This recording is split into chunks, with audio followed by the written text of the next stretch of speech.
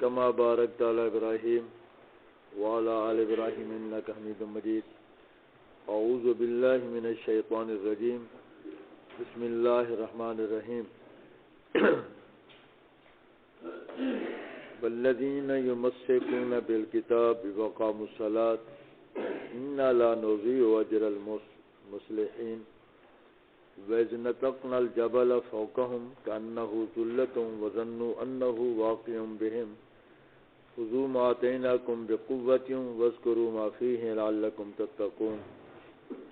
وإذا أخذ ربك من بني آدم من ظهورهم ذريتهم وأشهدهم على أنفسهم ألست بربكم قالوا بلى شهدنا أن تقولوا يوم القيامة إنا كنا عن هذا غافلين أو تقولوا إنما أشرك آباؤنا من قبل وكنا ذرية من بعدهم أفتهلكنا بما فعل المبطلون وكذلك نفصل الآيات ولعلهم يرجعون. موسیٰ علیہ السلام جب تورات لے کر واپس آئے تو انہوں نے اپنی قوم کو تورات سنائی. جیسے سنتے گئے جو معاملہ ان کو ٹھیک نہ لگا، سخت لگا، تو اس کو وہ ناپسند کرتے رہے. کوئی بول بھی پڑتے رہے بیچ بیچ میں کہ یہ ہم نہیں کر سکیں گے. لیکن پچھلے رکوع میں یہ کھڑا ہے کچھ نیک لوگ بھی تھے جنہوں نے تورات کو مانا اور اس پر عمل بھی کیا. جناب موسیٰ علیہ السلام کی نبوت پر بھی قائل رہے اور زندگی بھی اسی اچھے معاملے پر گزار دی. اس آیت میں یہ ہے نا والذین یمسکون بالکتاب، جن لوگوں نے کتاب کو مضبوطی کے ساتھ پکڑا، وَأَقَامُوا الصَّلَاةَ، اور انہوں نے نماز کو قائم کیا. إِنَّا لَا نُضِيعُ أَجْرَ الْمُصْلِحِينَ، اللہ رب العزت نہیں ضائع کرتا ان لوگوں کا اجر جو دوسروں کی اصلاح کرتے ہیں. اس آیت سے یہ معلوم ہوتا ہے کہ ایمان کی شرط کا تقاضا ہے کہ بندہ نماز پڑھے. مفسرین حضرات لکھتے ہیں جو بندہ نمازی نہیں ہے گویا کہ وہ ایمان بھی اس کا نہیں ہے، ایماندار وہ نہیں ہے. قرآن مجید میں بھی الفاظ اور جگہ ہے فلا صدق ولا صلی. جو بندہ نماز نہیں پڑھتا وہ اسلام کی تصدیق نہیں کرتا، میں اسلام سچا ہے. اور جس سے پہلے ایمان خراب ہوئے 16 سپارے میں ہے اضاعوا الصلاۃ واتبعوا الشہوات. جن لوگوں کے معاملات بگڑے انہوں نے پہلے نماز کو ضائع کیا، پھر اپنی خواہشات پر زندگی گزاری، جو مرضی آتی تو وہ کرتے، جیسا طبیعت کرتی ویسا کرتے. مصلحین سے مراد ہے جو دوسرے کی اصلاح کرتے ہیں. جیسے علماء ہمیں اللہ کا دین پڑھاتے ہیں، ہماری اصلاح کرتے ہیں. یہ تبلیغ والے ہیں، یہ لوگوں کی اصلاح کرتے ہیں. واعظ نصیحت والے علماء ہیں جو لوگوں کی اصلاح کرتے ہیں، راہ راست بتلاتے ہیں. اگر ایک آدمی نے محنت کی ہے مگر اس کا بظاہر بندے اس کے ساتھ نہیں ہوئے، کسی نے اصلاح قبول نہیں کی، وہ اور مسئلہ ہے. اللہ رب العزت فرماتے ہیں اصلاح کرنے والے کی نیکی کو ہم ضائع نہیں کرتے. جیسے انبیاء تشریف لے کر آئے، سینکڑوں سال بھی انبیاء نے محنت کری، مگر ان کے ساتھ کوئی ایسے بھی پیغمبر ہے جن کے ساتھ ایک بندے نے بھی کلمہ نہیں پڑھا، مگر اللہ تعالیٰ نے اس نبی کی محنت کو ضائع نہیں کرا. جب ان لوگوں نے نافرمانی کی تو اللہ پاک نے ان کے سر پر ایک پہاڑ کھڑا کر کے سایہ کر دیا کہ اگر تم نہیں مانتے تو پھر یہ پہاڑ تمہارے اوپر گرے گا اور تمہیں عذاب آئے گا. خذوا ما آتیناکم بقوۃ، تم اللہ تعالیٰ کی اس کتاب کو پکڑو فذکروا اور نصیحت حاصل کرو معافی ہے جو اس کے اندر ہے. ہمیں اللہ تعالیٰ نے یہ کلام مقدس دیا، اس کے اندر جو ہمارے لیے مسائل ہیں جن پر ہم نے عمل کرنا ہے ان پر ہم نے عمل کرنا ہے، اور جن پر ہمارے لیے منع کیا گیا ہے کہ یہ کام تم نہ کرو تو اس پر ہم نے رکنا ہے. اس کا معنی ہے کتاب پر ایمان لے آنا اور کتاب پر چلنا. لعلکم تتقون، تم جب کتاب کو پکڑو گے تاکہ تم بچ جاؤ یا تم پرہیزگار ہو جاؤ. عرفات کے میدان کے ایک کونے میں اللہ رب العزت نے جو قرآن میں کھڑا ہے کہ آدم علیہ السلام کی پشت میں وہ جو قیامت تک آنے والی اولاد تھی، اللہ تعالیٰ نے حدیث میں آتا ہے کہ سیدھے کندھے پر قدرت والا ہاتھ رکھا تو اس میں چیونٹیوں کی طرح، کیڑیوں کی طرح اولاد نکلی، اور پھر الٹے کندھے پر ہاتھ رکھا تو ادھر سے بھی نکلے.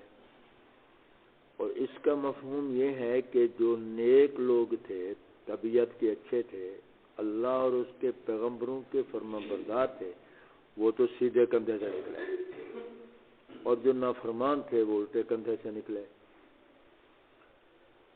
اور ان میں کوئی کالے تھے، کوئی گورے تھے، کوئی چھوٹے قد کے، کوئی بڑے قد کے، کوئی خوبصورت، کوئی عام شکل میں. تو آدم علیہ السلام نے ادھر ادھر دیکھ کر کہا کہ یا اللہ یہ کون ہے؟ اللہ نے فرمایا یہ تیری آنے والی نسل ہے. تو آدم علیہ السلام نے کہا کہ سب کو برابر بناتے. اللہ نے کہا اس لیے ان میں نے فرق رکھا تاکہ ایک دوسرے کو دیکھ کر اللہ کا شکریہ ادا کرے. بھئی ایک بندے کی ایک آنکھ نہیں ہے، کوئی حسن میں عیب ہے اس کو، یا دونوں آنکھیں نہیں ہیں، یا کوئی لنگڑا ہے، یا کوئی چھوٹے قد کا ہے، یا کوئی لمبا ہے بڑا جو ہمارے ماحول میں اچھا نہیں لگتا. تو جو صحیح ہے اپنے آپ کو کہہ کر گیا اللہ کا شکر ہے کہ اللہ تعالیٰ نے مجھے اچھا بنایا. اور ایک بات چھوٹی سی آ رہی ہے ذہن میں کہ شکریہ کا ایک بہترین جو اللہ نعمت دے اس کا بندہ شکریہ کرے. کرتے تو ہم بھی ہیں الحمدللہ. کوئی بھی بات آ جائے تو الحمدللہ کا جملہ یہ ہے کہ شکریہ ہے اس کا نام، کہ سب تعریف اللہ تعالیٰ کی ہیں، اللہ نے مجھے یہ نعمت دی ہے یا میرے ساتھ بہتری کی ہے. لیکن ائمہ حضرات لکھتے ہیں یہ جملہ شکریہ کا ہے، لیکن شکریہ کی ادائیگی کا حقیقتاً مفہوم یہ ہے کہ وہ اللہ کی نماز پڑھے، عبادت کرے، تب اس کا شکریہ ہے. بعض بندے باہر کسی سے کیا بھی کیا حال ہے تو کہتے ہیں بس جو وقت گزر رہا ہے ٹھیک گزرا ہے، بس ٹھیک گزرا ہے، جو دے رہا ہے بس اس کی مہربانی ہے. بس ایسا جملہ بول کر بندے اللہ کی طرف رجوع نہیں کرتے. وَإِذْ أَخَذَ رَبُّكَ مِنْ بَنِي آدم، اس میدان میں اللہ تعالیٰ نے ہم سب سے، جو پہلے گزر گئے، جو اب ہیں، جو آنے والے ہیں، سب سے ایک وعدہ لیا. من ظہورہم، جو آدم علیہ السلام کی پشت میں ذریتہم، ان کی اولاد تھے. وَأَشْهَدْهُمْ عَلَىٰ أَنفُسِهِمْ، اور اللہ رب العزت نے ہمیں اپنے وجود پر ہمیں ہی گواہ بنایا کہ ہم نے سنا. اور اللہ کہہ رہا خود تم سن لو تم اس بات کو کہ میں کیا تمہارا رب میں نہیں ہوں. بھائی یہ جو بچہ ماں کے پیٹ کے اندر نطفے سے بڑھنا شروع ہوتا ہے وہ مدار آہستہ آہستہ بڑھتا ہے، پھر پیدا ہوتا ہے، پھر بڑھتا ہے، بیٹھتا ہے، پھر بولنا شروع کرتا ہے، پھر چلنا شروع کرتا ہے. اس کی طرح طرح کی خوراک، اس کو سمجھ دینا، سمجھانا، باتوں کو سمجھنا، یہ سب کام اللہ رب العزت کرتے ہیں. اسی کا نام ہے رب، پرورش دینے والا، تربیت دینے والا، یہ اللہ ہے۔ اللہ تعالیٰ نے وعدہ لیا، الست بربکم، کیا میں تمہارا رب نہیں ہوں؟ ہم سب نے ایک زبان ہو کر کہا قالوا بلا، بے شک اللہ رب العزت تو ہمارا رب ہے۔ اب ملحد کہتے ہیں کہ جب اللہ تعالیٰ نے یہ وعدہ لیا تھا کسی کو یاد ہی نہیں، کب وعدہ لیا تھا اس نے؟ اس پر مفسرین نے محنت کر کے میرے اور آپ کے ذہن کو سمجھایا ہے۔ اللہ ان لوگوں کے اگر زندہ ہیں جو سمجھانے والے، ان کی مدد فرمائے، جو چلے گئے اللہ ان کی قبروں کو جنت کا باغ بنائے۔ جن کو یاد ہے ان میں علماء نے لکھا ہے، حضرت علی رضی اللہ تعالیٰ عنہ فرماتے ہیں مجھے یاد ہے کہ اللہ رب العزت نے کیا کہا۔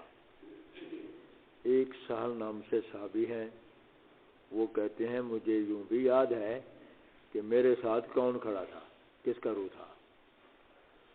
حضرت عبداللہ بن مبارک شیخ الحدیث ہیں صحابہ تابعین کے بعد، وہ کہتے ہیں مجھے بھی یاد ہے ہمارے دارالعلوم دیوبند کے شیخ، جن کی بات مشہور ہے کہ بہاولپور عدالت میں ختم نبوت کے مسئلے پر آئے اور قادیانیوں کو بہاولپور کی عدالت میں جج کی زبان سے کافر قرار دلوا گئے۔ مولانا انور شاہ صاحب کشمیری رحمۃ اللہ علیہ فرماتے ہیں مجھے بھی یاد ہے، مجھے بھی۔ اب یاد تو ہے بھائی، جب ہم اپنی والدہ کے پیٹ سے باہر آئے، جس نے پہلے ہمیں ابا سکھلایا، اماں سکھلائی، ماموں سکھلایا، چاچا سکھلایا، روٹی مانگنا سکھلایا، بات کرنا سکھلایا، بھائی کسی کو یاد ہے کس نے سکھلایا؟ کسی کو یاد نہیں۔ آخر کسی نے تو ہمیں سکھلایا۔ اس لیے عالم ارواح میں اللہ رب العزت نے ہمیں کہا اور ہم نے سنا، جیسے اب کی باتیں یاد نہیں ویسے پہلے بھی یاد نہیں ہے۔ ان تقولوا یوم القیامت ان کنا عن ھذا غافلین، مجموعی طور پر یوں کہہ لیں کہ اللہ کو وحدہ لا شریک ماننا ہے، اللہ رب العزت کو ساری کائنات کا خالق ماننا ہے۔ اور ساری کائنات میں مثال کے طور پر اللہ رب العزت نے کہا ہے 17ویں سپارے میں ہے، اللہ پاک فرماتے ہیں ایک مثال ہے کہ سارے جن کو تم مشکل کشا سمجھتے ہو، خالق سمجھتے ہو، رزق دینے والا سمجھتے ہو، وہ سارے جمع ہو جائیں لن یخلقوا ذبابا، تو یہ مکھی کا پر نہیں بنا سکیں گے۔ سارے انجینئر مل جائیں، سارے کاریگر مل جائیں، سارے سائنسدان مل جائیں، ساری مخلوق مل جائے، جن کو ہم مشکل کشا حاجت روا سمجھتے ہیں وہ سارے مل جائیں، اللہ پاک فرماتے ہیں مچھلی کا پر نہیں بنا سکیں گے، کیونکہ بڑی بات نہیں ہے، یہ چھوٹا سا تو کام ہے۔ ایک تو ہے نا مچھلی کا پر نہیں بنا سکتے، ایک مچھلی تمہارے سامنے سے کوئی چیز اٹھاتی ہے، اٹھا کر اٹھتی ہے، روٹی ہے، سالن ہے، کوئی چیز ہے، اس سے چھین بھی نہیں سکتے۔ فالطالب والمطلوب، کوشش کر کے تم تھک جاؤ گے، مکھی کا پر نہیں بنا سکتے، مکھی اٹھائی ہوئی چیزوں سے چھین بھی نہیں سکتے۔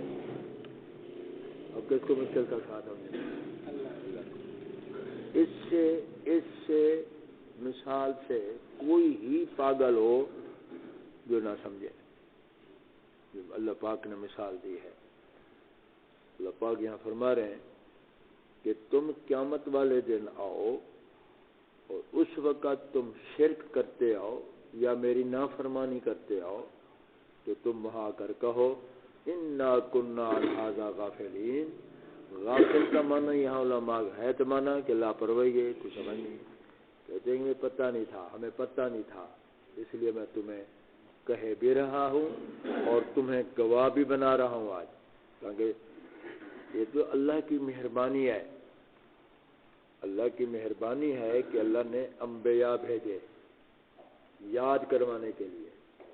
اللہ نے اپنے صحف اور کتب انبیاء کو دی، جیسے قرآن بھی آپ جناب نبی اکرم صلی اللہ علیہ وسلم کو یاد کروانے کے لیے، جیسے پڑھ رہے ہیں یہ باتیں یاد ہو رہی ہیں، یا اس آپ کے بعد علماء آئے، تبلیغ والے آئے، پڑھنے پڑھانے والے آئے، واعظ نصیحت کرنے والے آ رہے ہیں، تو یہ اللہ کی مہربانی ہے کہ وہ وعدہ یاد دلوا رہے ہیں۔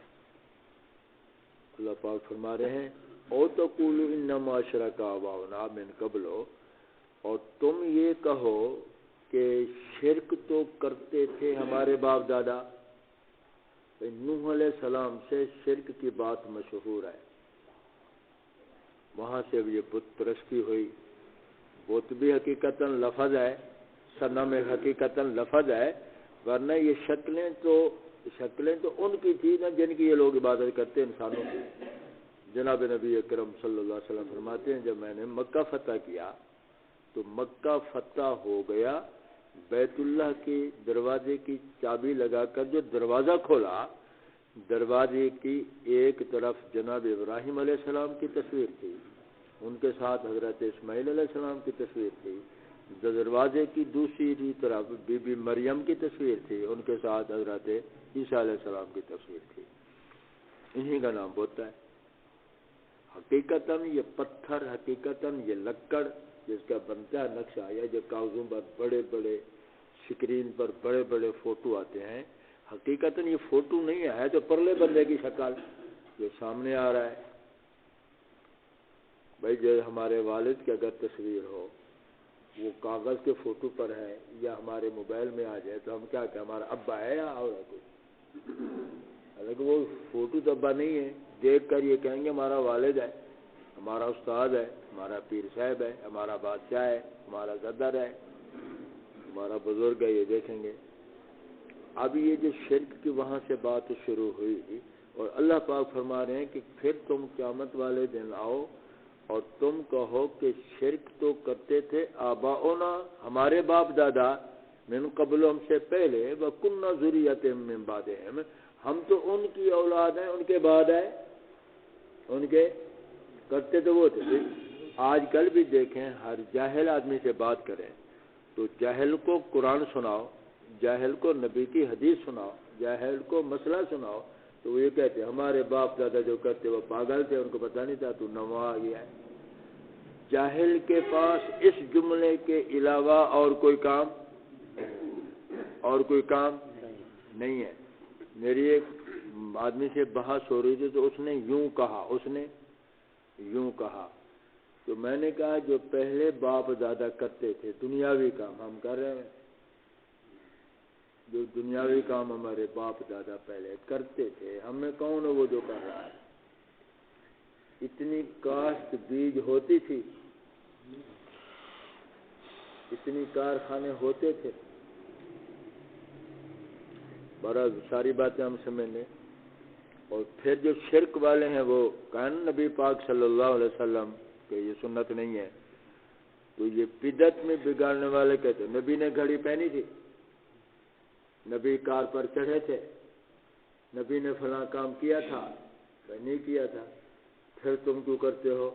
یہ دلیل ہے، یہی دلیل ہے جو اللہ پاک سمجھا رہا ہے کہ تم کہو گے ہمارے باپ دادا پہلے شرک کرتے تھے، ہم آئے ان کے بعد، افتہلکنا بما فعل المبطلون، کیا اللہ جن کا عقیدہ باطل تھا، جن کا رویہ باطل تھا، انہی کی وجہ سے تو ہلاک ہمیں کرے گا، یعنی ان کو تو سنبھالتا، اگر وہ یہ نہ کرتے تو ہم بھی یہ نہ کرتے۔ اب اصل غلطی جو ہے ان کی غلطی کے پیچھے ہمیں مار رہا ہے، تو وَكَذَلِكَ نُفَصِّلُ الْآيَاتِ، بھئی یہ جو آیاتیں آتی ہیں میں اکثر بولتا ہوں جو مفہوم ہے قرآن کا وہ علم کے اعتبار سے بھی حل نہیں ہو سکتا کہ علمی دلائل ہمیں بندہ پورے کرے، اور وقت کے اعتبار سے بھی بات بڑھ جاتی ہے، پورا نہیں ہوتا کہ بندہ پوری بات کر سکے۔ لیکن جو ایک دو باتیں ہیں، اللہ تعالیٰ نے آدم علیہ السلام کے جسم سے اولاد کو نکال کر ان کو کہا میں تمہارا رب نہیں ہوں، یہ سب کو سمجھ آ گئی ہے؟ تو سب سمجھ گئے؟ اللہ نے یہ کہا تم اپنے آپ گواہ رہو کہ میں نے تجھے کہا ہے. یہ سب کو سمجھ آ گئی ادھر جو لکھا ہوا ہے. اور یہ سب سمجھ آ گئی کہ قیامت والے دن تم کو ہمیں پتہ نہیں تھا. یہ بات سمجھ آ گئی؟ کہاں نہیں لگا پتہ؟ چوپ میں کی تھی بیٹھے ہوئے جی میں حلوہ منگتا پیا ہوں. پتہ لگتا پہ نا صحیح یہ پتہ لگتا پہ جو بھائی تساں شرک کرے سو اللہ کو ہٹ وے سو مشکل کچھ حاجت روا خالق مالک روز بے کو منے سو بلا تساں آکسو ساڈے پیو ڈاڑا کرنے آ بلا ساڈے دا پیو ڈاڑا ہوں جو سنی ونجو والا تو کہنا سو نا بے کرنے نا سائیں کرنے سے کذالک نفصل الآیات. اللہ تعالیٰ فرماتے ہیں اسی طرح ہم آیات کو تفصیل کے ساتھ بیان کرتے ہیں وَلَعَلَّهُمْ يَرْجِعُونَ تاکہ تم غلط کاری سے رجوع کرو اور اللہ کی طرف آ جاؤ. اللہ تعالیٰ مجھے اور آپ کو ایسی سمجھ دے کہ پکی ہوئے کہ اس پر عمل کرنے کی توفیق دے.